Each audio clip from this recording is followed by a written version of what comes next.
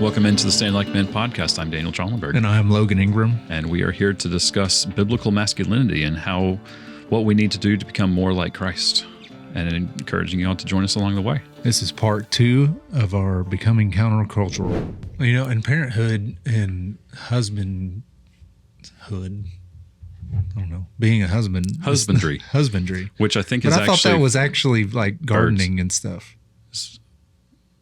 No, yeah, falconry is birds. Yeah, husbandry is for like gardening and plants yeah. and animals, whatever. Okay, I mean, it's right along the lines of tend to your garden.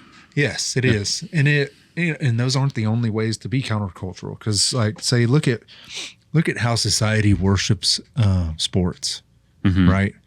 Like football, American football is king in the United States. Yeah, I mean, I played 12 years of football, and I couldn't care less if I ever watched another football game in my life. Yeah.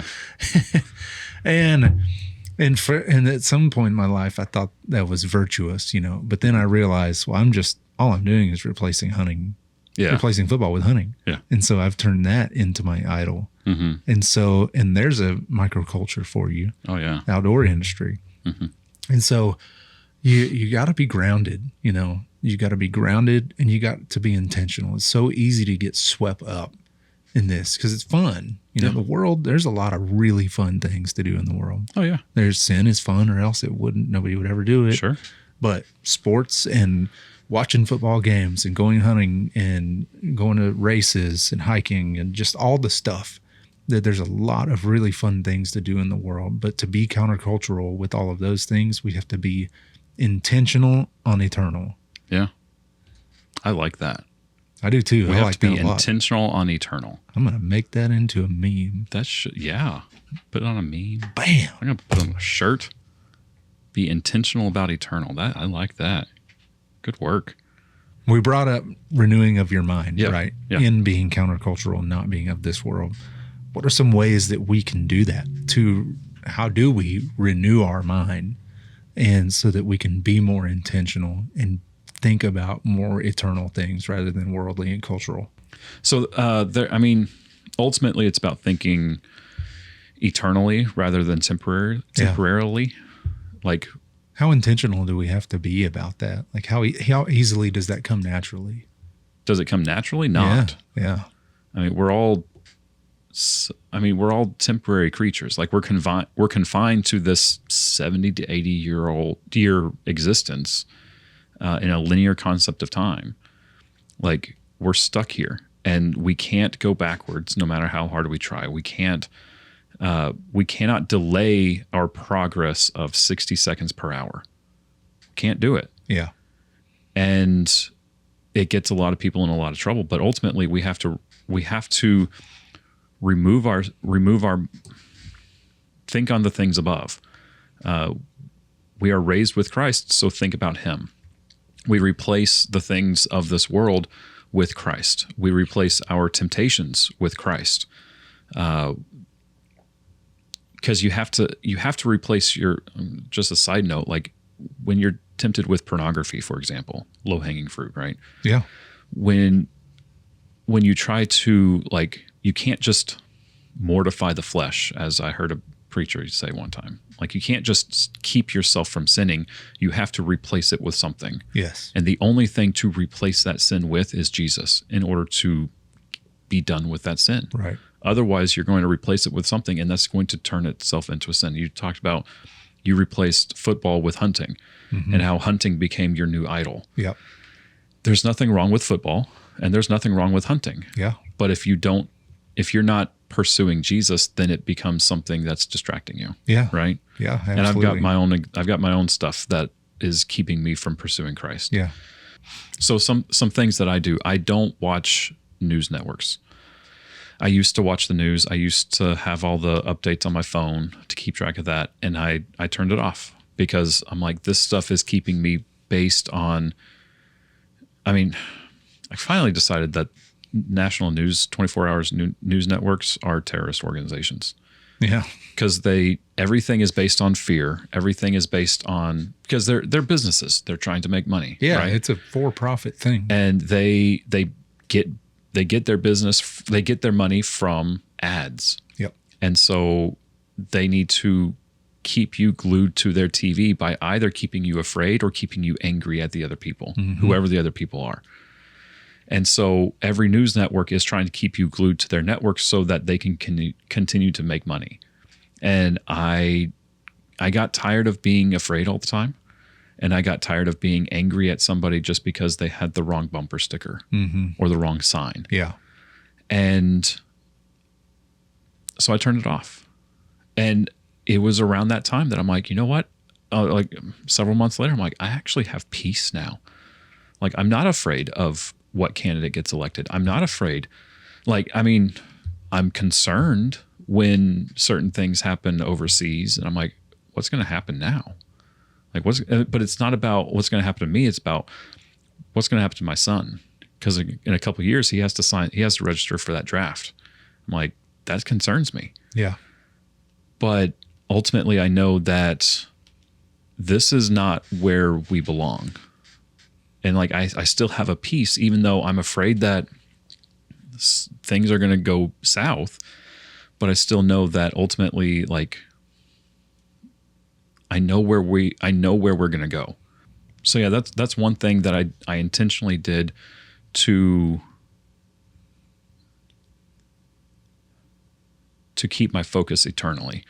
And it helps. It does help, but I've got to make sure that I replace that time that I was going to be watching the news or reading articles. I have to replace it with something. And it has to be with Jesus. Yeah. Same with anger. And I've always been an angry person. And turning off the news did help with that. But I have to, when I'm scrolling through social media, I need to make sure that I'm not holding contempt towards somebody else. I don't have Twitter anymore because Twitter is an anger factory. Yeah, I agree with that. I've never even gotten on it. A lot of social media is just harboring contempt towards somebody else. Mm-hmm. It's like, if I believe that they are a child of God, whether they accept Jesus as Lord or not, if I believe in creation, which I do, then I believe that they were created by God and that they hold the image of God in them. And if I believe that, then I cannot hold contempt towards them. I just can't. Yep. I agree. And so those are the biggest ways that I'm countercultural. Is I refuse to be anxious about the land that I'm in exile in. I refuse to hold contempt towards my fellow human. And I guess in connection with that is I do everything I can to recognize that they have infinite value. Yeah. And one thing about this is about being countercultural is the reason that you're doing these things.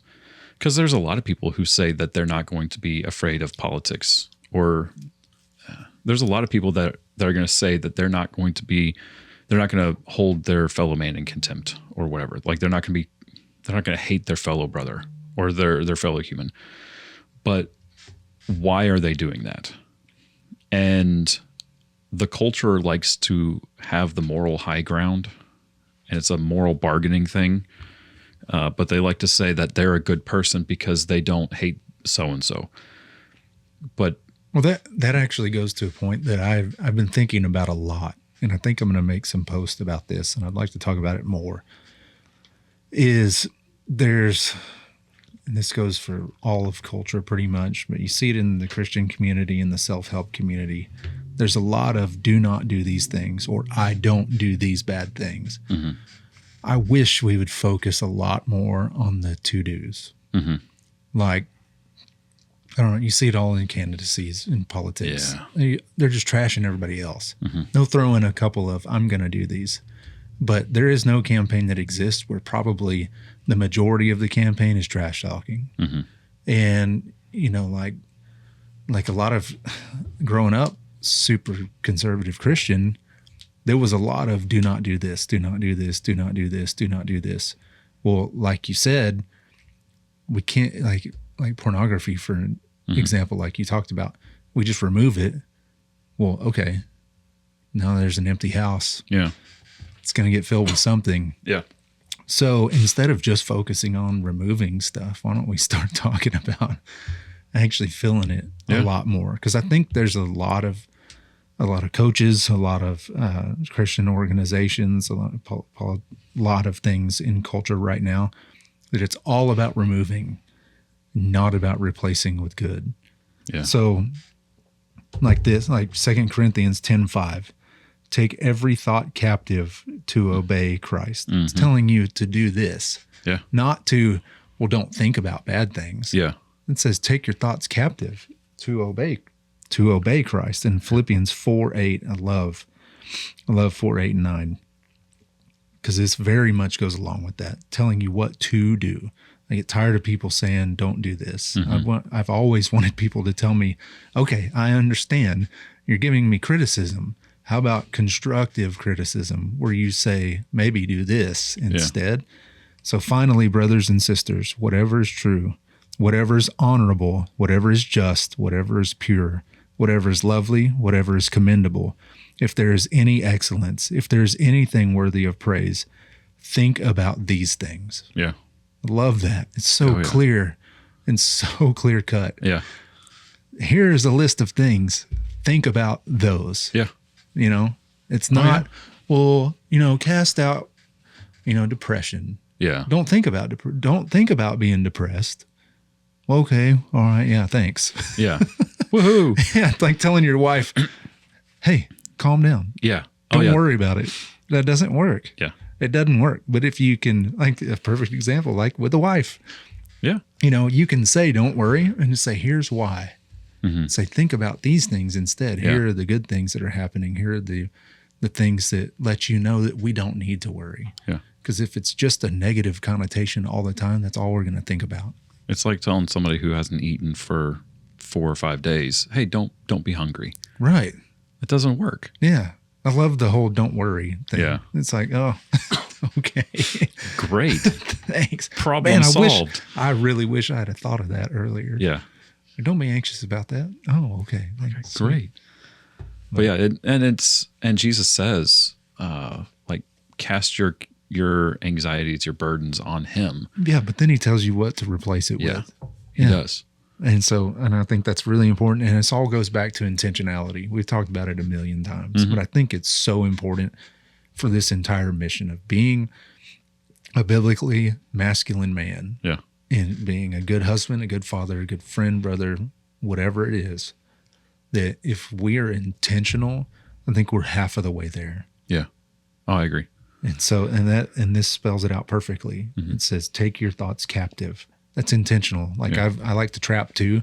I've never caught anything by standing there and doing nothing. Like I have to be intentional about it. Like go out, go find a good site, prep all my equipment, make sure it's set up right, and then I can take something captive. Yeah. I can't just go, man, I wish something would walk over here so I can grab it. Yeah. That doesn't work. Yeah. No. Got to be intentional. And that's the only way to be countercultural in the end, is to be intentional about that. Yeah. Well, because we're going to struggle with things. You're going to struggle with pornography or anxiety or depression or anger, or maybe you are drafted, or maybe you're going to struggle with things. But it's, where are you going? Where's your focus? Yeah. Is your focus on the temporary, or is your focus on eternal? Yeah. And I haven't accomplished anything without being intentional about it. Have you? No. Yeah. I mean, not really. No. Like, yeah, okay, whatever. You're really lucky something falls in your lap. But yeah, but that probably wasn't even really part of your vision or plan anyway. No. It just happened. You don't accidentally. And it wasn't bad. No. You don't accidentally get clients, or right. You don't accidentally build a house. Exactly. You've got to be intentional about stuff that you want to actually happen. Yeah. I'd like to circle back to moral high ground. Yeah. You got to look at the why. Why are you doing the things that you're doing? And Christianity, I was talking with a buddy, college guy a couple years ago. And he was talking about being a Christian. I'm like, okay. And he goes, and like, for me, even being a Christian isn't about like going to heaven. I don't really care about all of that. It's about being a good person for me. I'm like, and I just stopped. I said, I think you're wrong. Like, being a Christian is not about being a good person. Like, being a Christian is, I don't know. I'm just like, Well, the whole good person thing brings up a conversation we've had before is what is good? yeah. And by whose standard? Yeah, exactly. I'm just like, there's a lot of people that are quote unquote good people. Mm-hmm. And it just depends on what your standard is. Yeah. Is your standard that, okay, I put the shopping cart away? Objectively good. Yep. And I agree. Like, you should put your shopping cart away. But if that's your standard of I'm a good person, then you're missing the mark, and you're missing it. Like, being a Christian is not about being a good person. That's not the goal. The goal is not for you to be a good person. The goal of being a Christian is that you surrender yourself to Christ. Now, you being a good person, you doing good things and good works is a result of you surrendering to Christ, but it is ultimately putting all of your trust and all of your faith and all of your hope in Him to save you, to recognize that there is nothing without Him. Anyway, my point is, like, there's a lot of people that claim to be good people, but it's kind of like in the Sermon on the Mount when Jesus is like, a lot of people would die for a good man, Yeah. but not everyone's going to die for a righteous man. Mm-hmm. Or like, you say hi to your friend, but everybody's going to say hi to their friend. Right. Like, you're not always going to, like, not everyone is going to be kind to the person that punched them, or not everyone's going to be kind to whatever. Like, but we're called to be like Christ to everybody. And you're kind to people who are kind to you. Good job. The pagans do the same thing. Yeah. Like, who cares? Like, who cares if you're good by the world's standards? Like, you need to look counterculturally, if you will. Yeah. Well, I think a good challenge for me and you and all of our listeners is, let's take the next 7 days and be really intentional. Be intentional about this renewing of our minds.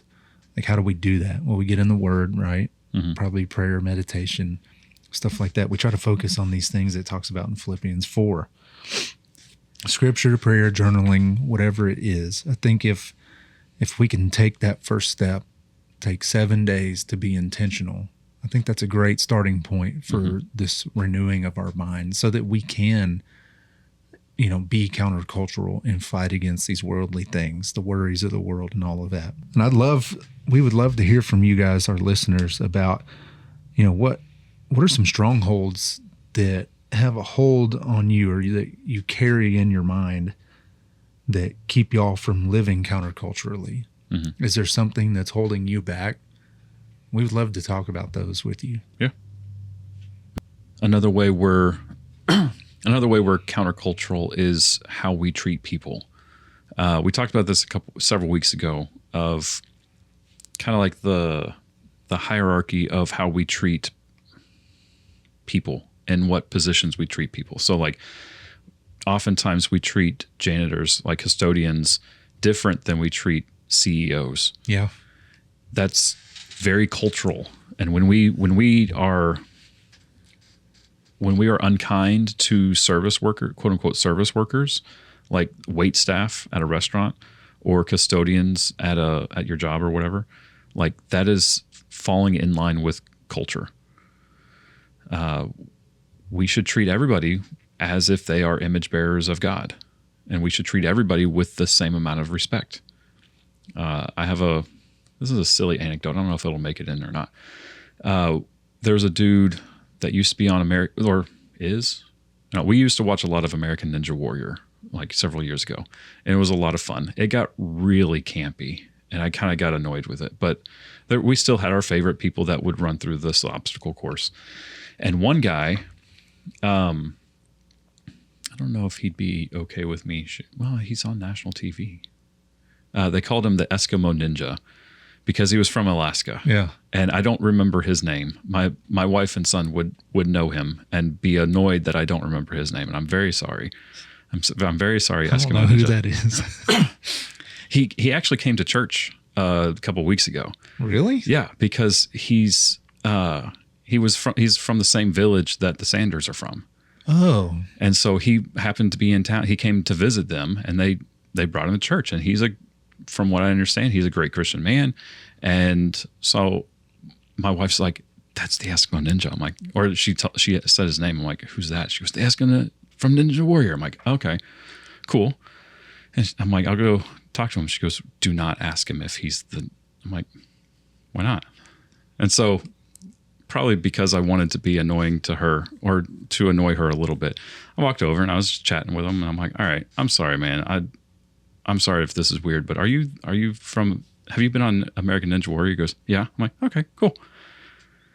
And I'm like, and that's it. Mm-hmm. And I just continue on with the conversation, and I'm like, "You're probably I think I told him, like, "You're probably the most famous person I've ever met." He goes, "Okay." I'm like, "Yeah, and that's all." Yeah. And we just kind of kept. Isn't it amazing that he's just a person? Yeah, and he was cool. Yeah.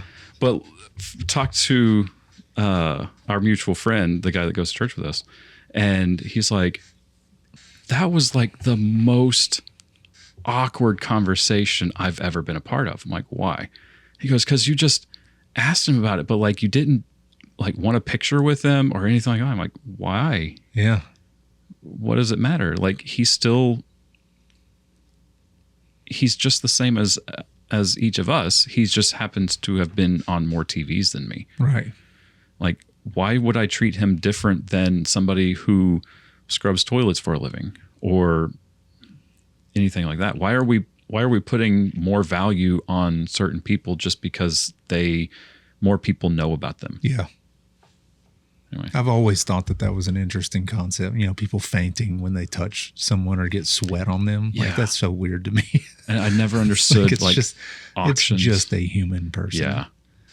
It's like, I don't understand. Like, they've got these drive-in concerts now where you go to, it's kind of like a drive-in movie, except it's a concert. And so you drive in and it's just a screen, and they show a concert that's being performed like in another city. I've not heard of that. I heard about it just recently, and like I think Garth Brooks has one, and you know the tickets to this drive-in concert, like somewhere else, like not in the city where he's at, $100 per ticket. Smokes. I'm like, No, I don't thanks. think I'm good. even if I liked concerts, or even if there was a singer I absolutely loved, like I wouldn't pay $100 to not see them. Right. Yeah. I mean, yeah. But I mean, that's more. I don't know. Yeah. I don't think. It's Yeah, just some people's hobbies, I guess.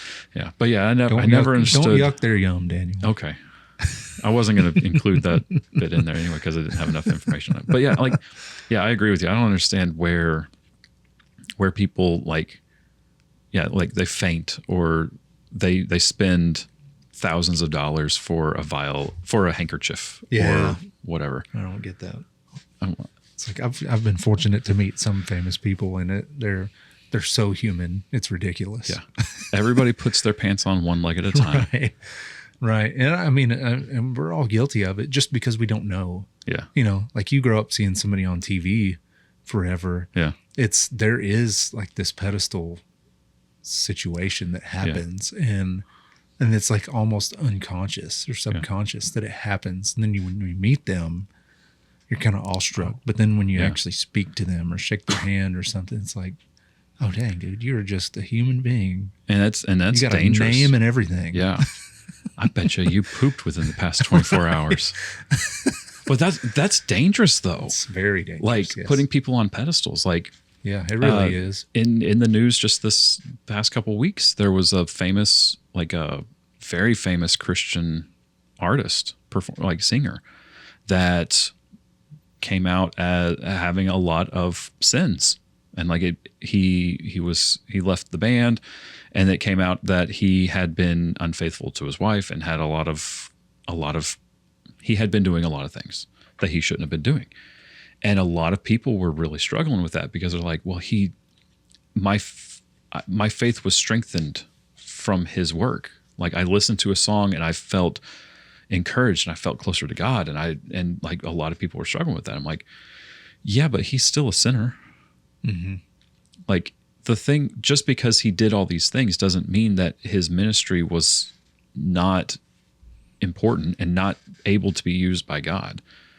I used to listen to a podcast where this preacher he was very impactful for my faith and like my understanding of scripture and my understanding of grace, especially, and like very instrumental in making me not a Pharisee like I used to be.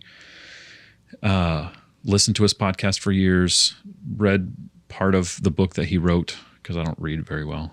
I can read. I am literate, but it's like remembering the things that I read 2 paragraphs later. I'm like, yeah. Shoot. Anyway, years later, found out that he allegedly had an affair with the wife of a couple that he was counseling.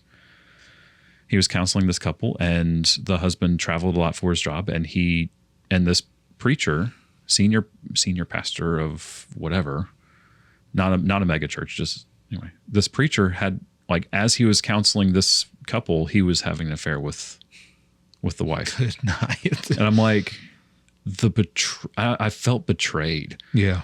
Because I'm like, first of all, like you claim to be a Christian, mm-hmm. and then you claim to be helping this couple, and yet you're doing these things. And like by all accounts, he never denied it, and by all accounts, like he was doing it. And it's like, what are you doing? And like I felt betrayed, and I felt like I trusted you, and I grew a lot spiritually because of the things that you taught. And then, but the trap that circling back to what I was saying, like it's dangerous to put these people on a pedestal, is because ultimately people are going to fail you. Yeah. And ultimately, yeah, I mean, they're just going to fail you. And so we need to make sure that when like the culture says we need to put these people on a pedestal, and the culture says that this preacher is not going to sin, or this, like, we need these people to be perfect in order for us to be better or to grow or to be more Christ-like. We need to understand that these people are flawed humans as well, and they are in desperate need of salvation just like we are. And yeah, it's dangerous to put people on a pedestal. We can't do it. No. If we do it, it's unfair to them, and it sets them up for failure. Well, I mean, see what happens when you do that and they fail you. Mm-hmm. Like, so I can say that I'm buddies with Ryan Mickler. We just got done hunting in Hawaii together last week, and he's the founder of Order of Man, Iron Council, and all of that stuff. A couple of years ago, he went countercultural and admitted that he was struggling with alcoholism, and that him and his wife were splitting up. You wouldn't believe how many people fell out of the Iron Council because of that. Mm-hmm. We had put him on such a pedestal that he couldn't, if he did wrong, then he failed all of us. Yeah. And we can't believe anything that he said. Well, we've had people come back and say that they realized why that was, is why they left when that happened. It's because they saw all of their own flaws in that. Yeah. And so he went countercultural doing that, admitting those things and telling the world about it, and he had a lot of backlash from that. A lot of other influencers and people reached out to him publicly and pretty much told him what a mistake that was to do that, to do it publicly or to admit it in any way, shape, or form to anybody. Mm-hmm. And so it was really fascinating to watch, because that was one of the best examples that I've been close to where that happened. People put him on a pedestal. He came out and admitted, and then people just fell apart. Yeah. And because we all do sin, and I think that is a part of our problem, is that when our idols fall, we realize how vulnerable we are. Yeah. And it's almost like we put them up on a pedestal, and we would rather sacrifice them to this illusion of perfection. Yes. instead of them being like Christ themselves. And that's what happens. And Yeah. and we see that in the church too. I mean, Oh, I've yeah. I've had people tell me, someone went up and confessed this today. They shouldn't have done that. It's like, I'm like, what? What are you talking to me? are you talking about they shouldn't have done the sin? Yes, I agree. Or No, saying- confess to Yeah. anybody. They shouldn't have told anybody about it. They shouldn't. And I'm like, man, that's what you're talking about. They would rather sacrifice that person pretty much to perfection Yeah. instead of hear it or realize that people fail. Because it's putting our hope and trust in that person rather than in Jesus. Right. That's exactly right. If this if this Christian artist is perfect, then I can trust him rather than trust Jesus. And but I go back to what I've said before. People are going to fail you, and that's okay because I'm going to fail people. I do it all the time. Just this past week, I've failed both my wife and my son multiple times, but they still come back because they know that I'm flawed, and I've never been quiet about that. They trust me they trust me enough to know that I'm not going to give up. I'm going to continue to pursue Christ as much as I can. Yeah. But I have to be humble in all of this. I was going to say I can't expect to be perfect, but Jesus says, "Be perfect, therefore, as I am perfect." How do you reconcile that? Knowing that I'm going to, we'll talk about me. I know that I'm going to fail. I know that I'm going to sin. Yet Jesus says, "Be perfect, therefore, as I am perfect." How do you reconcile that?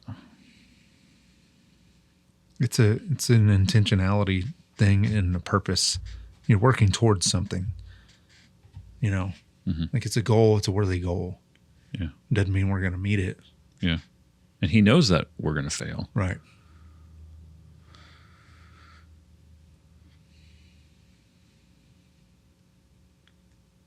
Is it just being intentional about the eternal? I think so. Okay. We need to get some smart people on here to talk about that more. Yeah. Because if you're a smart person and you know how to answer that, let us know. Either Yeah, we would love to have you write in or whatever. send us an email at gmail.com. Send us an email at standlikemen@gmail.com, or even better, That should be our new email address. Just send us an email at gmail.com. at gmail.com. I'm going to look it up. It might be available. It might be available. Who knows? Or if either send us an email or, let us know, and we would love to have you on and interview you and get all of the answers to all of our questions. Yep. Because if you know the answer to that one, you know the answer to just about everything. Yes. All right. Thank you for joining us today on the Stand Like Men podcast. We're really glad that you're here and enjoying the show. If you don't mind, send us a rating, comment, whatever you want on the socials. We would love to hear from you guys. Send us an email at standlikemen@gmail.com. Our verse is 1 Corinthians 16, 13, and 14. Be watchful. Stand firm in the faith. Act like men. Be strong. Let all that you do be done in love.